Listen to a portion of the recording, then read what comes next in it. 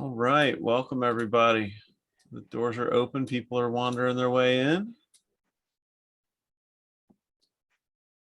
Welcome, welcome. How's everybody doing this afternoon? I'm not doing as well as I was yesterday because it was freaking gorgeous yesterday and it's rainy and cruddy here today. Maryland is gray and blah today. Yeah, I feel like we're not too far behind you.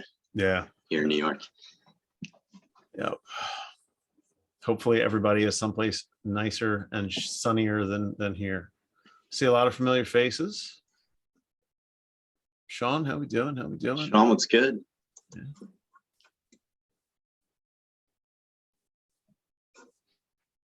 Hopefully we got some mutual Lifecycle and TimeZest partners out here to learn how to use these two fancy tools together. Otherwise, don't worry. We'll be happy to sell you whichever platform you're missing. You hear that, Sean? Alex too. Yeah.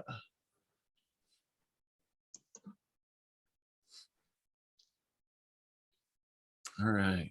So we're going to give everybody 2 more minutes to get snuck in here. So if you need to refill your drink or stretch your legs, you got 2 minutes. Give you just a couple there. While we're waiting on everybody to come in, Christian, where's the next cool place you're off to? Where are you? Where can we find TimeZest next? I know, right? We didn't speak to you. We're both actually at home, despite the poor weather. So, right? Yeah, TimeZest will be with the IT Nation community. So ConnectWise IT Nation Secure, June 6th through the 8th. I'm gonna miss that one. I'm gonna be in the Outer Banks, and I'm not sorry, but I am gonna miss it. Yeah, it's gonna be hard. It's gonna be difficult. I'm sorry. I'll talk to Marnie about that. Yeah, but we didn't plan very well. We my fiance picked up some vacation, a little Airbnb and some time to recoup, because after that we're doing like 12 more events this year. So right on. We got married. Yeah, we have. Good deal. We're actually going to Duck, Alex. So we'll be kind of on that. Where's Duck? The north end. So nice. Very cool. Yeah.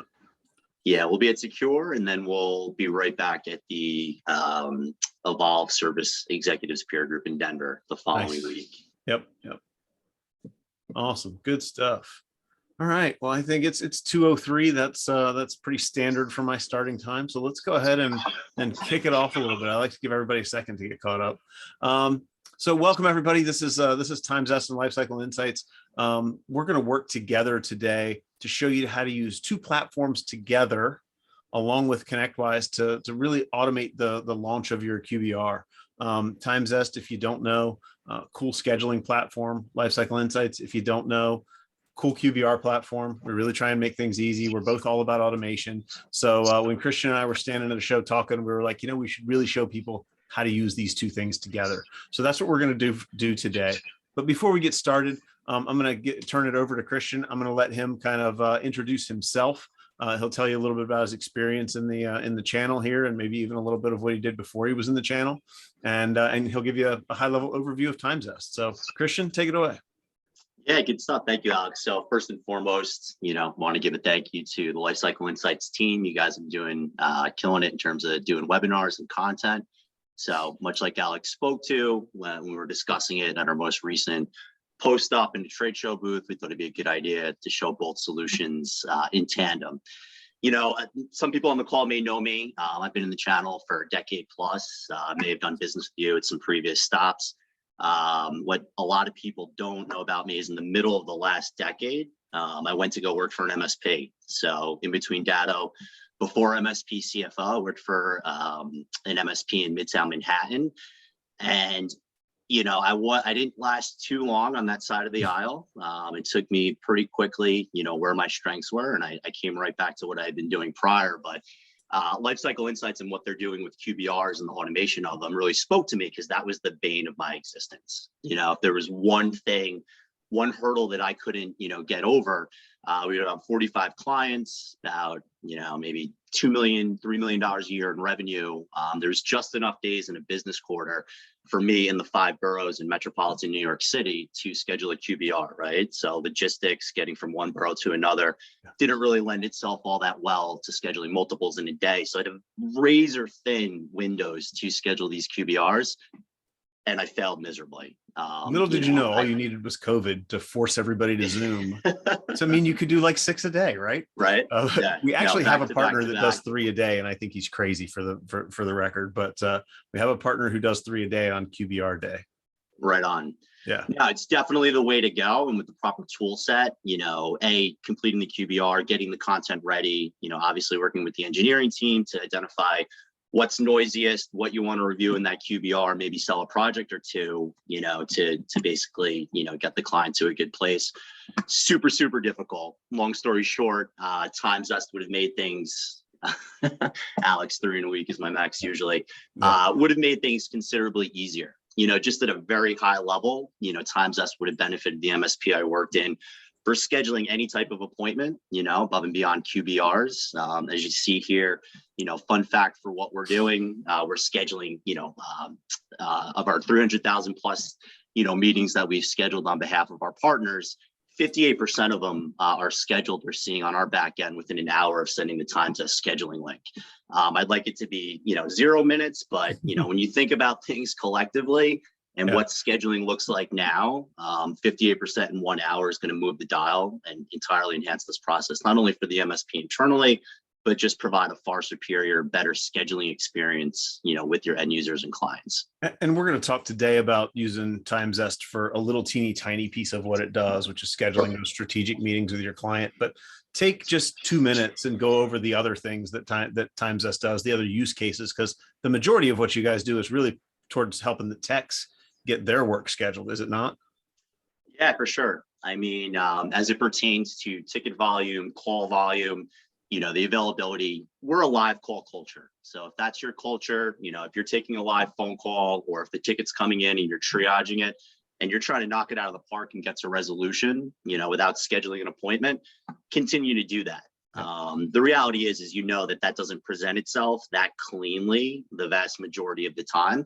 Invariably you would have to identify, hey, we're going to need to carve out some additional time and get it in the calendars to really get to the bottom, of what reported issue was brought to our attention. And that's really where we move the dial, as opposed to, hey, the ticket hit my board. I reviewed it very quickly. I put in a voicemail to the client. They were in internal meetings. They got out 3 hours later. They called us back. I was on an escalation call. It's now getting pushed into Wednesday morning. Yeah, we eliminate that considerably. Again, the first volley in that standard or, traditional back and forth wouldn't be to leave the voicemail, send the email. You're going to send a TimeZest scheduling link.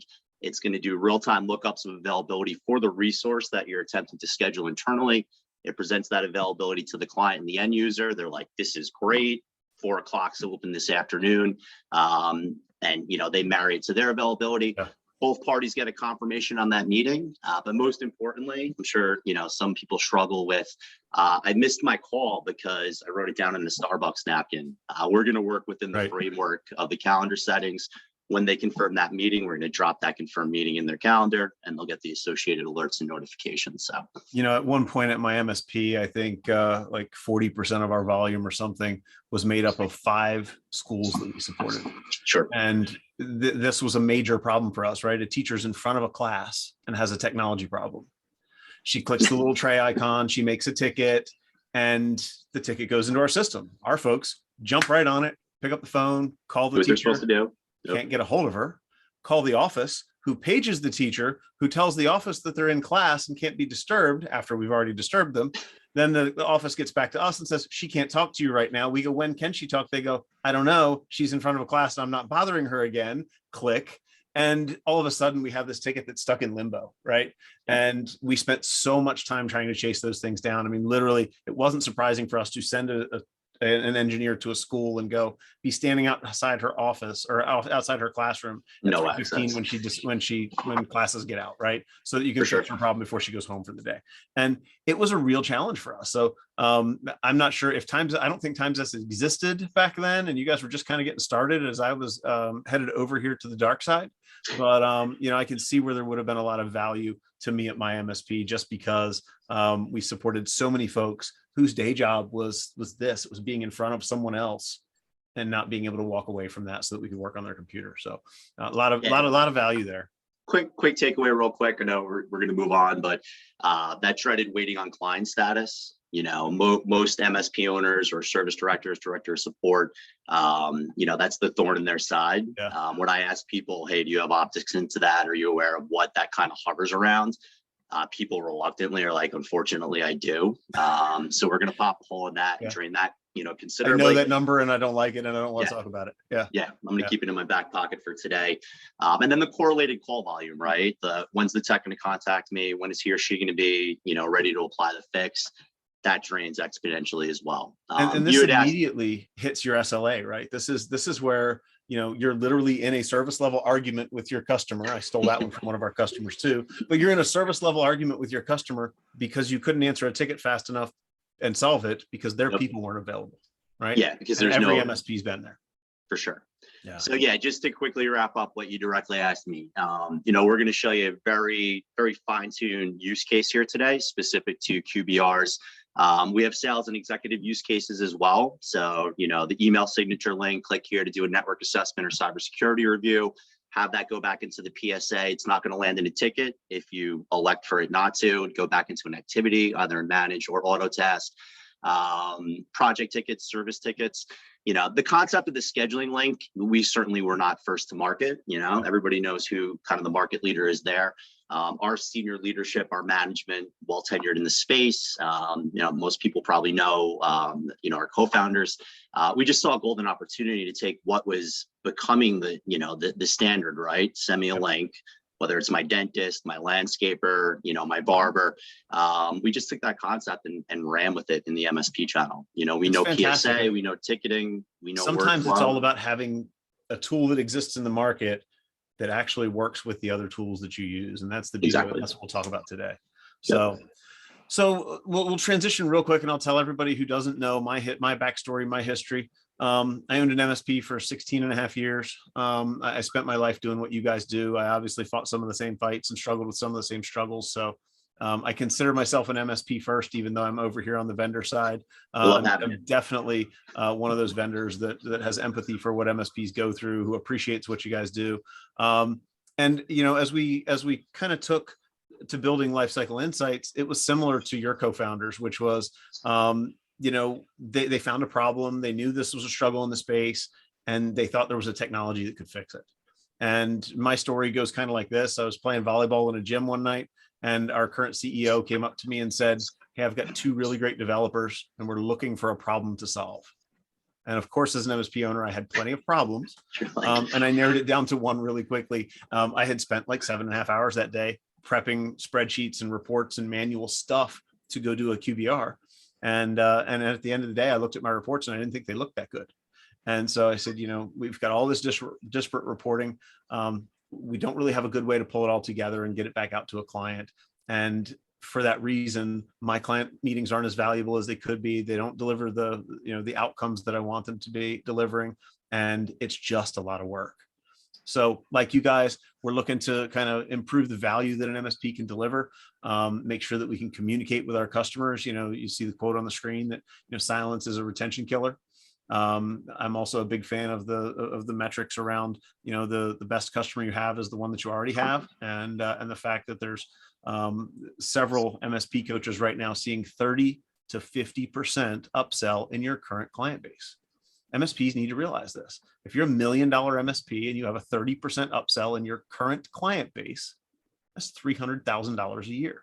I assume you guys are all good at math, but that is a big number. So we sit and look at this and we think about what you can do with that meeting, how much more you can move the needle, how much you can silence their problems by delivering solutions, how much you can improve their security and reduce the amount of touches you have to put on a client environment simply by having a meeting with them, getting them tighter aligned with your best practices, getting them to deploy new products and services, and really doing it from a high level consultative, non-pushy angle. And that's really where Lifecycle Insights comes from. Our real goal is to make sure that as we meet with a customer, we can lead them to the point at which they feel obligated to say yes to a solution, even before we've tried to sell it to them. Right. And I love presenting the risk, presenting the value, presenting the issue to the customer in a business focused environment, in a business focused way, so that they come right back around and before you're presenting them a quote, they're saying, well, how much is it going to cost me to fix this? I need to take care of that. And we're finding that with our partners, and we're getting some great feedback from them. I see a number of you folks on the call today who we work with on a regular basis. So that's freaking awesome. And so now we look around the community and we're talking to our partners. We're trying to figure out, what are the next integrations that they need? What are the next data points that they need? What are the next cool things, cool features that our clients really need to be able to do? And since we look at almost everything through that lens, and we have a list of, a never-ending list of products that MSPs would like to see us integrate with, you and I got to talking, and I realized that scheduling QBRs wouldn't even require that real integration. That since we both talk to ConnectWise in the way that we do, and we will soon create tickets in Autotask and be able to mirror that function in Autotask, we're at a point where folks can use your tool to automate a piece of what they can't do in our tool without us having to do an integration, without anybody having to do a bunch of development. It already exists and is ready there today. So it's a pretty interesting conversation. It's Lee twofold, asks, right? Yeah. You guys have cut. Pardon. No, go ahead. Good. I was going to say, again, it traditionally has been a slog, right? To put the content together. You got to run all the inventory of the hardware via an RMM tool that comes out in, foreign language. You got to take that, massage it, put it in whatever output, whether it's Excel, Word. This is how I did them, right? Yeah. So it was like, that was like 100-mile march just to get the content, not even thinking about, the burden of then scheduling it, right? So and to try and get my crystal reports that came out of Automate to look like the inventory report that came out of another tool, to look like the user report that came out of another tool, it was just impossible. The branding was a nightmare. For sure. So Lee's asking, do you consider the 30% each year on the same customers? And I would say no. I think that you have two things that happen. Clients suffer from neglect, and the longer they're neglected, the more upsell opportunity lives in there. The more regular you're meeting with that customer, you're going to get 3% a year, 5% a year, 3% a year, 5% a year. You're going to get these little iterations. And then you're going to have things that happen like have happened since 2018, 19, 2020, where cybersecurity goes through the roof. And all of a sudden now we have an entire different offering to give to our customers, right? If you're still doing MSP the way we did MSP in 2018 or 2019, you're rather negligent today, right? You need more than a patch management schedule and an antivirus software and a premise firewall, right? We need a full suite of cyber products. We need to be looking at things like zero trust. We need to be looking at things like application whitelisting and all of the extra layers for SOC and SIM and the Huntress type products to get out here and do some proactive threat detection. If your customer has none of that, you probably have 50% upsell in that customer.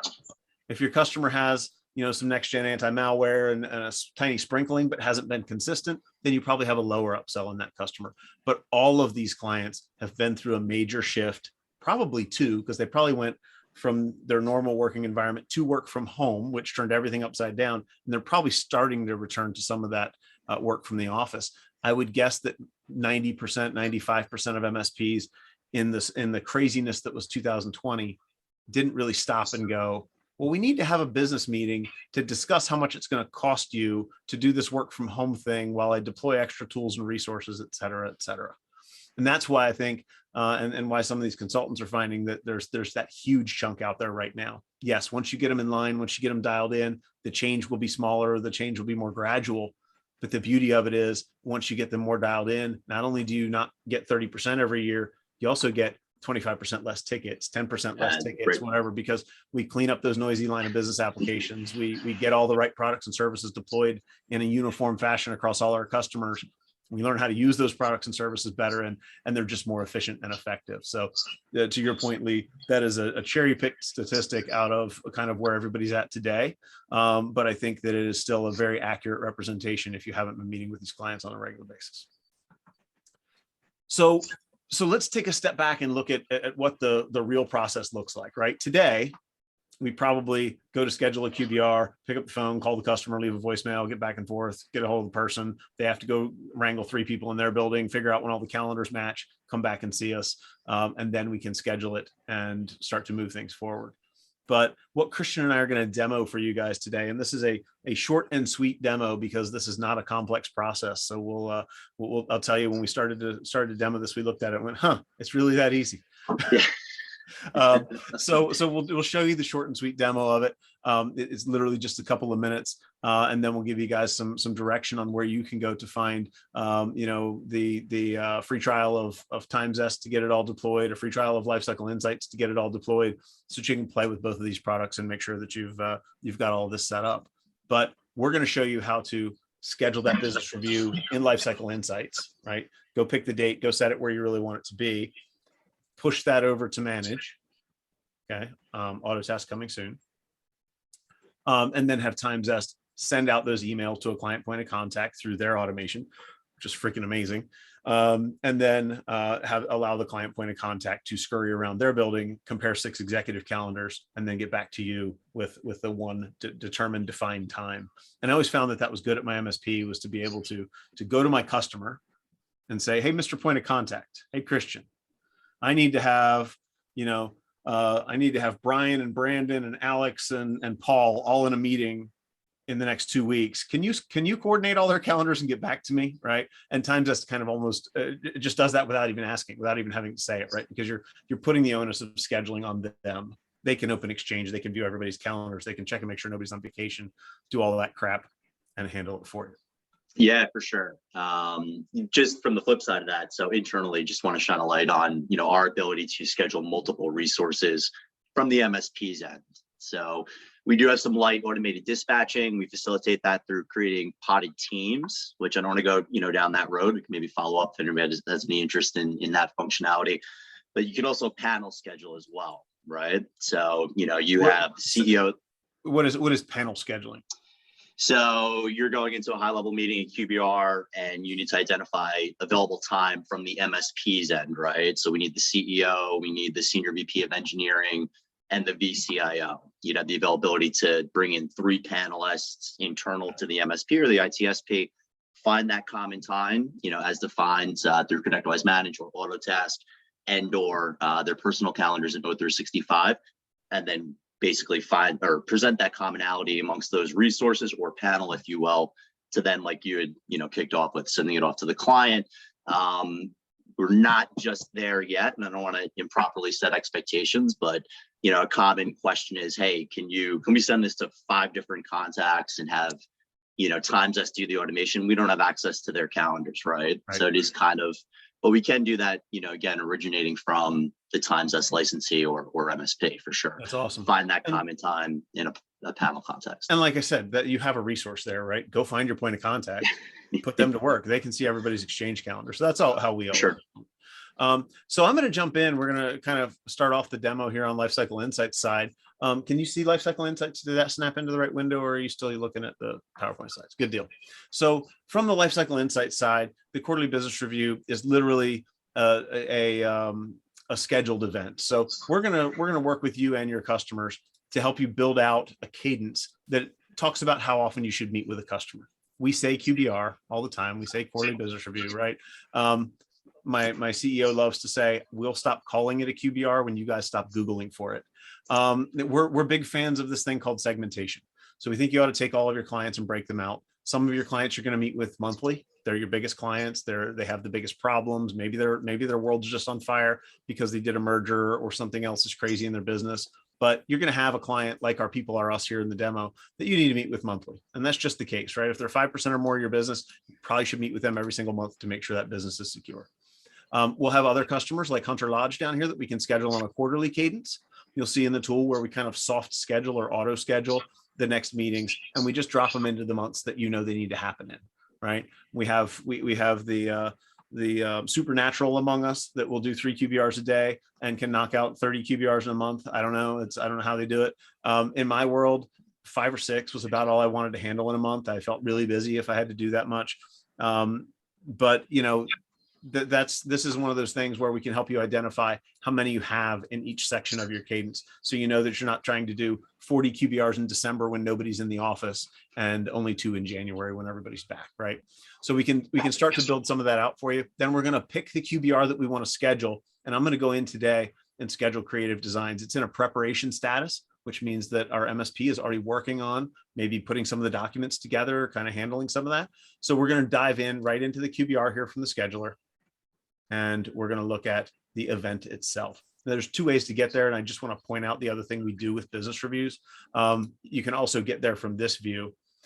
This view gives the MSP a full view into that client for every meeting that they've had with them over time. So as you get to where you've met with your customer 5, 10, 20 times, whatever that number is, you're going to get to a point where you want to be able to see all of your notes in one place. ConnectWise is great. If it's not in ConnectWise, it didn't happen. I get it. But searching through 27 tickets to find what happened 4 meetings ago is not really productive of your time. So we'll give you a place to put all those meetings and push them back into tickets from our side. Make sure that you're using that functionality if you've got ticket integration with ConnectWise. So we're going to go grab this 3:30, this 5:31 meeting that's in a preparation status. And we're going to go ahead and drill into that meeting. In order to get this started, you see up here, we can create a PSA ticket. We can also add meeting notes down here. So we're going to add some notes.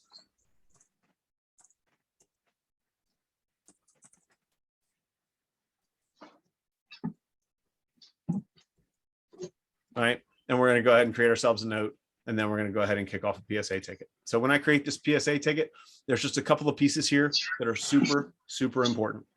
We got to make sure it lands on the right service board. If you guys have spent enough time fighting with ConnectWise, you understand how these workflow rules run. Understand that what we're setting up here has to be dialed in, right? We got to stay in our little box so that the ConnectWise knows what to do with it on the other end. So move it to the account management service board. Over here, we're going to note that this one over here needs to schedule. So this is a need to schedule status. You can, if you have a type and subtype that are appropriate for this, you can pull up a type and subtype. My demo environment, as always, it tends to be a little lacking. When Christian and I talked about doing this webinar, at first we thought, oh, we'll just go stand up a ConnectWise environment. We'll tie it all together. Everything will be nice and neat and cool. And then we tried to set up the email connector and the integrations and all the 47 extra steps and just realized that it wasn't realistic. So basically what we're doing here is showing it to you on our side. Christian will pick it up on the other side and show it to you from there. But here we're going to have a ticket for, this is going to be our Q2 2022 quarterly business review, right? And save and return. So now I'm going to go out and create that ticket. We're talking to ConnectWise's lightning fast API. And now I have a ticket number, 731 needs to schedule, life is good. Okay, we're gonna go ahead and save our ticket on this end. The ticket's now been created in ConnectWise. We've got a note pushed over to the ticket, life is good, everything's ready.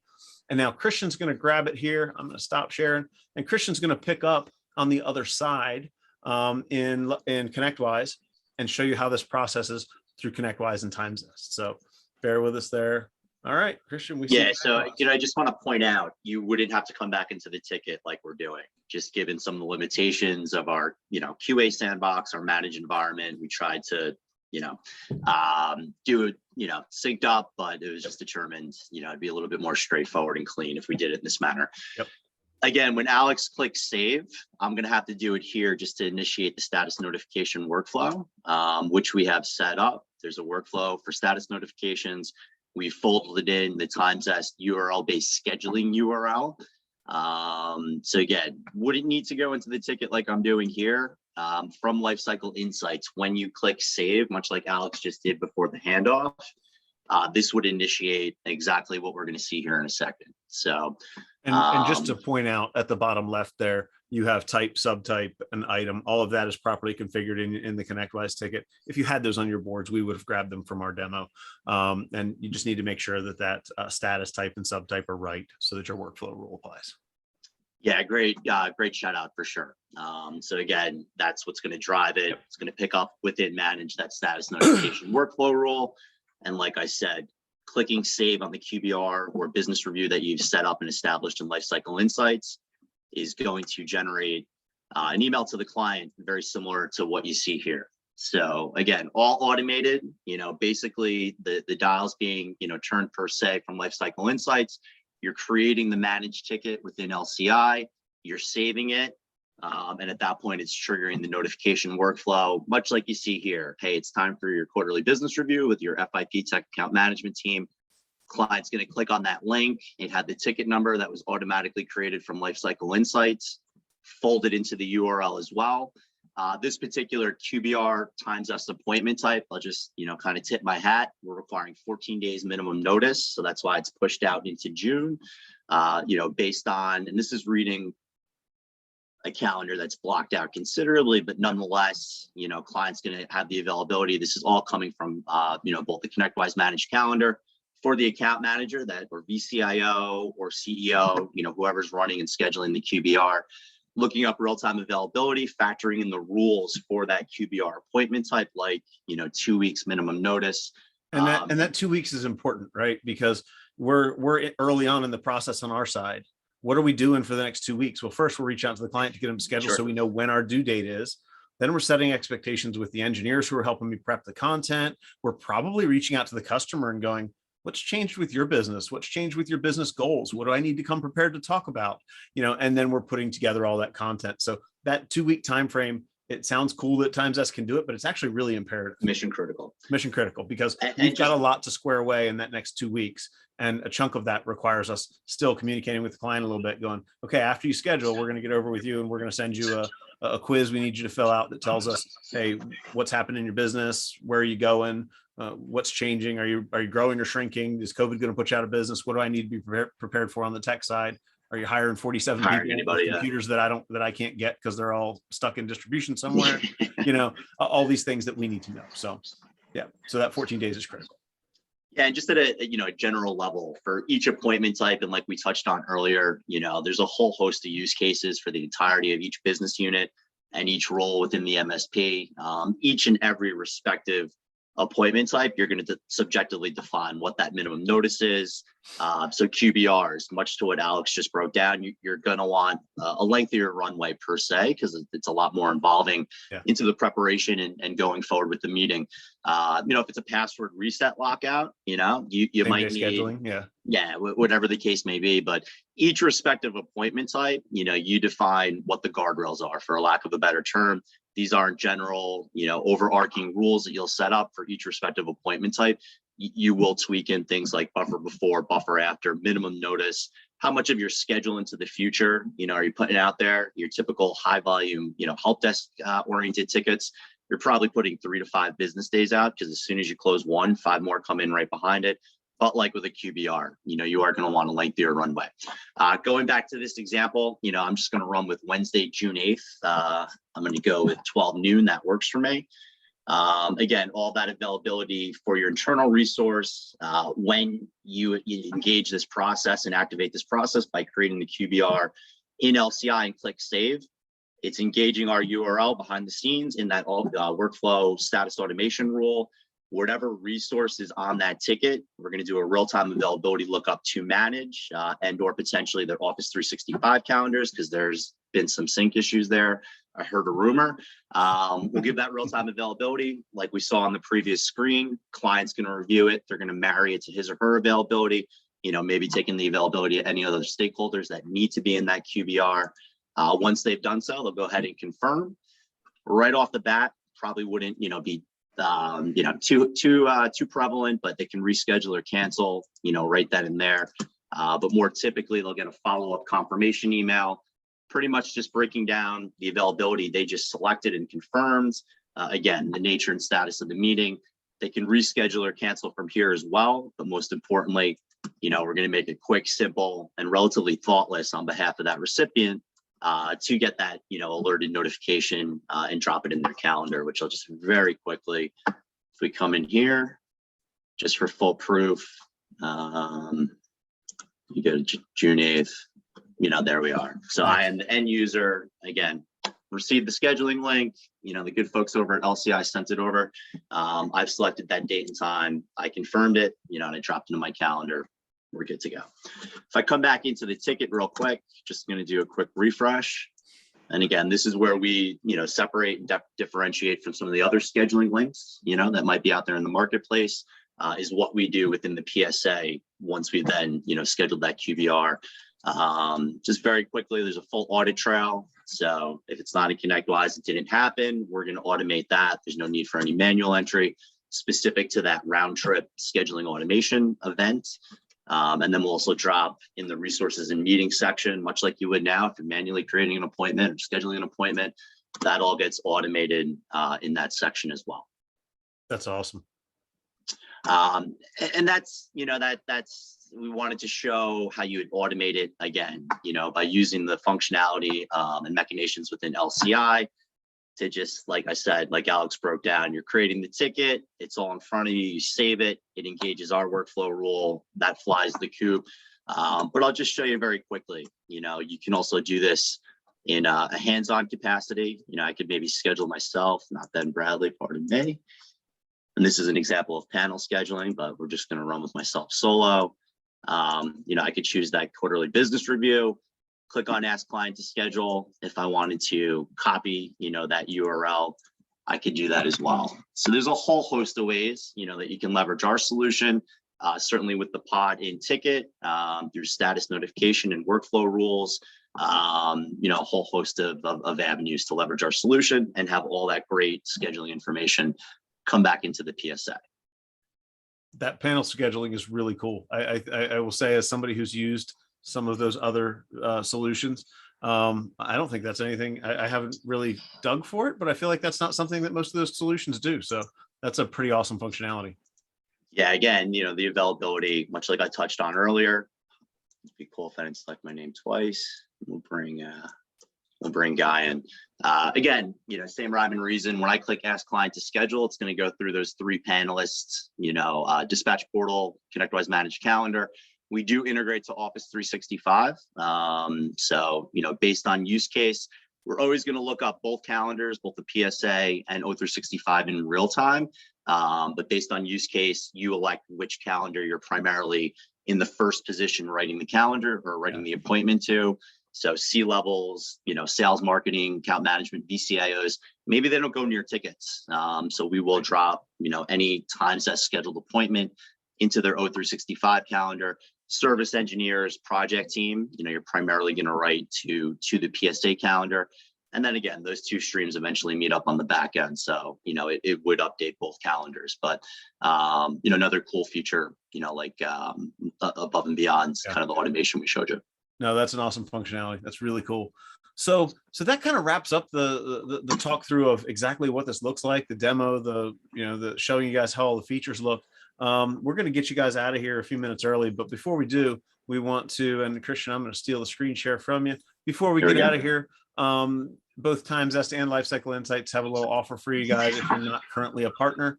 If you're not a partner of Lifecycle Insights, we're going to give you a coupon code at the top there. If you're not currently a partner at TimeZest, they're going to give you their coupon code. So you guys, if you want to try both platforms, by all means, sign up for whichever one you have or don't have. Come check us out. Come check out the free trials. Connect with Christian and I on LinkedIn. We left those links at the bottom. We're both very, very community focused. We spend our lives talking to you guys. So if there's anything we can do to answer questions for you or anything, don't hesitate to reach out. Talk to me about what it looks like to start a TimeZest trial, Christian. Yeah, it's really straightforward. Is hitting up timezest.com. We do have 3 different licensing tiers. Don't want to, kind of break that down. That's all presented and detailed on the website as well. Our trial is our professional level licensing. So it is our top tier, formal licensing option. That's what you get access to over the 2-week trial. Certainly we need to establish the API handshake to your respective PSA, which, again, for now is ConnectWise Manage and Data Autotask. That might take you all of 20, 25 minutes. If you've done it once, unfortunately, you've done it once or more. Can't really speak it up and say it's going to be that much fun, but your CW or AT admin should be able to knock it out of the park. Like I said, 15, 20 minutes. Once that's set up, it's really just, hitting your appointment types and just setting up the rules and parameters to schedule and have our appointment types and our scheduling links. It's not open-ended. It's not the Wild West. You just want to dial in those features. Most people, over a 2-week trial will do just that. If it's a successful trial and we're checking boxes and, they're seeing, the value in what we're doing and automating scheduling, we'll typically see some end user, scheduling requests towards the back end of that trial period. But it's really straightforward. It's hitting the website and, pulling in your PSA admin to get the handshake established. David Burton's got a question for you. When will Autotask integration be available at TimeZest? You guys are done with that, right? It works? Yeah, it's live as of February 2021. So now you're one thing So TimeZest integration is done, and Lifecycle Insights ticket creation in Autotask is on our Q2, Q3 roadmap. So that is something you'll see tickets from ConnectWise to Autotask so that you can complete the other half of this function. So you can originate it from Lifecycle Insights later this quarter. So we're working on that one. They've already got you taken care of, David. So you should be able to play with that with Autotask starting right now. So, and if you're not a Lifecycle Insights partner, very similar experience, lifecycleinsights.io. There's a pricing page there. Click on the pricing page, choose either the 5 customer or the 25 customer package. You can get a free trial on either one of them. There's a few integrations to set up, a little bit of work to do, but you'll be in the platform and functional within a half an hour or so of setting up some integrations and those kind of things. Whichever plan you choose, you'll get 50% off the first 2 months after it converts to from the 30-day free trial into a paid solution. And then we do a white glove onboarding with you to make sure that we help you get all your integrations done, help you kind of build out and organize your QBR process. If you have something from a former life, maybe you've been doing QBRs from spreadsheets, maybe you've been doing risk assessments in another way, we can help you take some of your own custom content and bring it into our system so that it still feels comfortable to your customer and you don't appear like a whole different company. You give them their first QBR with all of my questions instead of your questions. So that risk assessment and some of the work that you do really looks like yours. We give you that white glove all the way through your onboarding. It's good for you all the way through your free trial. And then once your free trial converts, you'll have access to an account manager and all of that as well over here at Lifecycle Insights. So that really tells it from the top to bottom. If anybody's got any questions, we'll hang out and take them. Other than that, we're going to give you guys back 20 minutes in your day. Unfortunately, that probably means you have to do an extra trouble ticket. But we are well ahead of time, being that this is such a simple process. I'd like to tell you it was complicated, but then it's really that straightforward. Yeah, just to piggyback on what's in front of you, I know Alex broke down and didn't do that great of a job. If you'd like to take us up on our trial, just drop us a note. You'll have in-app, opportunity to do so. Email Christian at TimeZest. Hey, I was on the Lifecycle Insights TimeZest webinar. And again, if you convert and elect to formally partner up with us, we'll get you the 10% off per license for the first year. Awesome. Cool. We don't seem to have any more questions. I think we're good to go. So with that, thanks everybody for coming out. We really appreciate it. Like I said, come find us on LinkedIn and we'll further the conversation if you have any questions. They don't have to be about this, about anything to do with customer success, account management, quarterly business reviews, all of that kind of stuff. Christian's got an array of experience, and I've spent a lot of time in your shoes and now quite a bit of time over here on this side. So we're happy to help in any capacity that we can. Very cool. Stop on by. Thanks again, Alex. Have a great day, everybody. Thank you. Thanks, everyone.